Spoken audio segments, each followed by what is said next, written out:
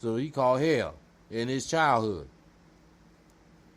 And it became an Ingram in his mind from his growing up like that. So he feared abandonment. All right? According to what these people's psychological evaluation of a thought process explain to us. But it's also explained to you if you're suffering from this type of thought. This was the aggravated reaction to the helpless and dependent status he had as a small child in relation to very rugged, cold, and insecure parents. He picked up their anxiety and over concern about money. See? So when your mama is a sister who feel like she gotta have her money, you don't realize if your baby in your stomach, it inherits that thought process because of you. This is why you are the mother of civilization, and this is why you have been miseducated. Because once you know who you really is, you will know how to give birth to a God. Meaning if you read all law books like I'm reading right now that expose this type of wickedness, your baby will come out wanting to be on that. So when somebody will come around that baby talking like this, they'll want to listen to it because of you. I hope you hear the hidden wisdom that God gave you. Black woman or any woman. Okay? Please. Yes. Whatever you read or do that is positive while you are pregnant, it is coded in your baby brain. And if you don't want to believe it, why the hell you think if you're a booty shaker, your baby will come out like that? Acting like that. Okay? It ain't because they seen it on TV. It was already in characteristics embedded in their brain from you. I'm sorry.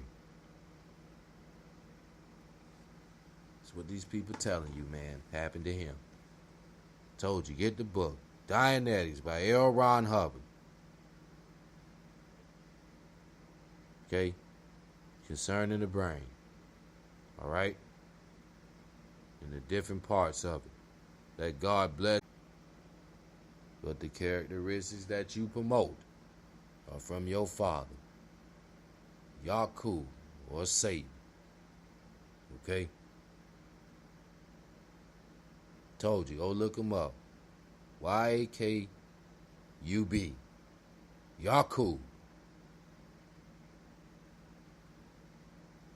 And he is the one who wrestled with the angel in the scriptures. And when he prevailed, his name was changed to Israel. This is why we are the children of Israel. Because we were the slaves of the Israelites. Okay? Which is them. And according to this money, they showing you how they use this to help it out. And that's why it's titled The Root of All Evil by God, man. Really hope y'all getting a handful of knowledge tonight. Or this morning. Because you damn sure should. Because I am.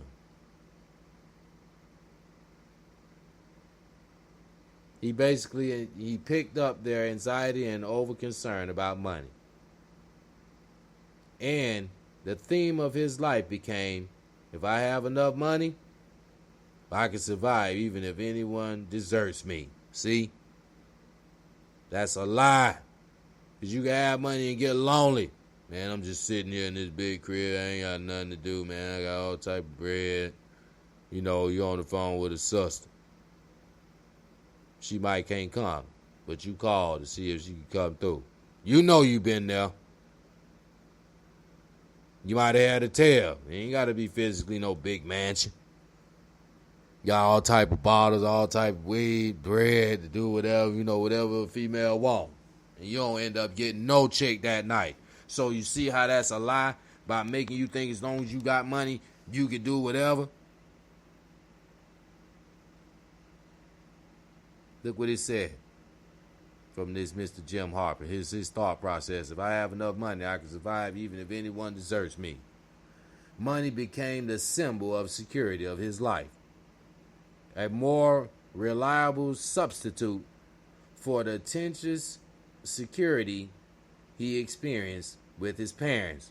He also learned that his preoccupations with money, which was originally designed to forestall abandonment, was actually a major factor in his wife's leaving him. So him pursuing the money caused her to leave him, because he wasn't spending no affection with her, which don't cost no money. Oh, I hope you hear it. So don't go beat that sister down because you want her to stay in the house, because you think your money going to make you feel like, oh, damn, she here, I can get another one. You'll get another one. She might have a mind who ain't going to tolerate sitting there waiting on you. Or you might get a brother who you think you going to run out and trick all day long. He want to see you do better. He don't want you out there like that, but he got a little job, and he just wants you, you know what I'm saying, to just try to see if you can change your life, but you ain't got time for that. He end up leaving you. And now you're lonely. You're abandoned. What you doing with your money? You're getting drunk now. You're getting high. See how I done used you? You depressed. Bump this, man. I'm just smoke me one. Bump that. Worry about it. You'll be done smoke that joint and drunk that alcohol, and you still be snapping about it in your conscience. Okay? Turning towards money for security inevitably leads to a sense of alienation from people. The individual transfers the need for significant people to a need for money as a means of allaying feelings of insecurity and anxiety, which means you will want to just stay around people who got bread. Because you don't want the anxiety of somebody always asking you for something because they ain't got it like you. In time, however, it is the fear of losing money that becomes the main source of anxiety. I'm going to read to you the definition of anxiety. And I hope Allah allow me to without my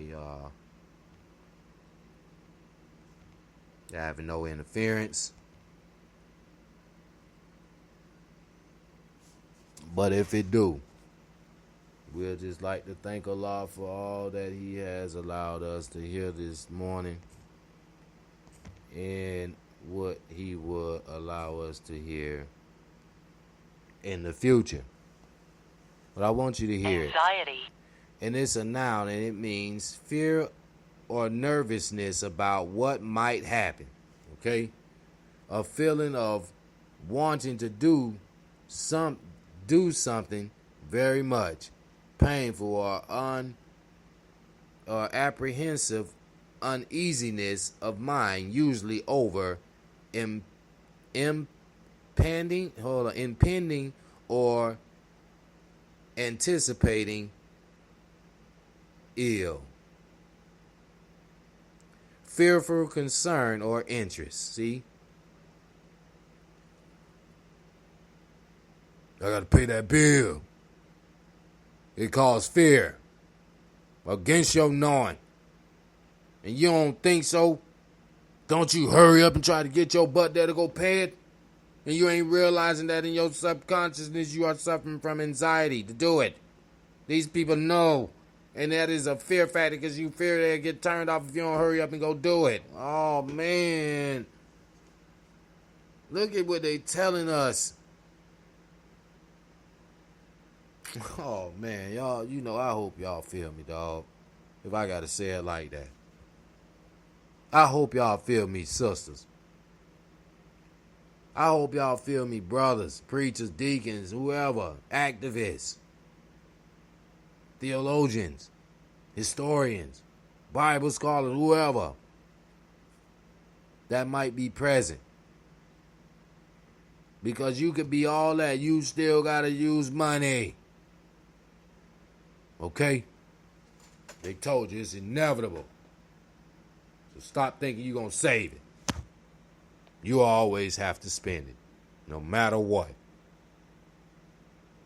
And that's why I told you in part 2, you are pursuing an illusion. Brothers and sisters, an indigenous match, poor class and middle class, Caucasian too. Dominicano, Puerto Rican, whatever. Dominican, like I said, Brazilian, all indigenous people who use this exchange to survive. They told you. When you like this for money, when you fear of losing money, it becomes the main source of your anxiety. Unable to become emotionally involved with people because the anticipated pain of future rejection is too great. So you already speeding. You already done told yourself in your mind. You see why God said, let there be this? And I told you, when you do whatever you say you're going to do, that is when you are walking in your God-like consciousness. Brothers and sisters, that's why he told you to watch your tongue. You can't say you're going to kill somebody, because in his eyes, if you're going to claim you a son of God or a daughter of God, you got to do that. That's why he told you not to do it. That's why he don't want you to kill, because if you're going to live by what he said, you know, as far as on being the example of him, is to do whatever you say you're going to do. Let there be light. Wasn't it light? Okay? Let there be this. Let there be that. And it was. Or in Arabic, he said it, kun fayakun, which means be, and it is. And I hope to Allah that I pronounced it right in Arabic, our true language. These people telling us, man.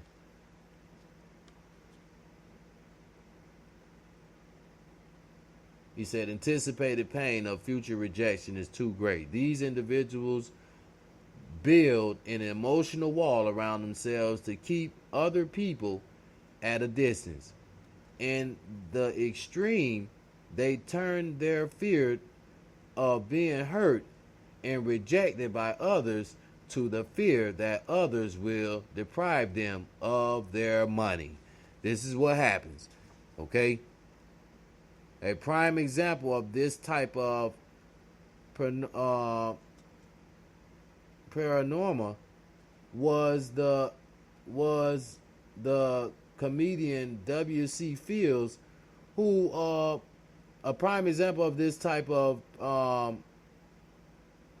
like I said, I hope I pronounced that right, brothers and sisters, but I think it's paranormal. Not paranormal, you know, but it's paranormal. I'm sorry. I hope I said it right. But in other words, whatever, you know, God's still with us. The comedian W.C. Fields, who was so afraid that he would be swindled out of his money that he disputed it in some 200 different banks. He deposited in some 200 different banks accounts throughout the world, each under a fictional name. Okay, this is how scared he was. This is what money made him do. He was so successful at fooling his prospectors that after his death in 1946, only 45 of those accounts were ever located. So look, he was so dang stupid, and you know, no disrespect, man.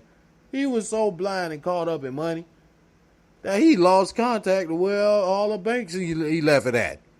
So them people got to keep that money for free, all because he was so busy trying to, you know, hide his money. Okay, that's what they tell him. It is estimated that approximately 600,000 of his estate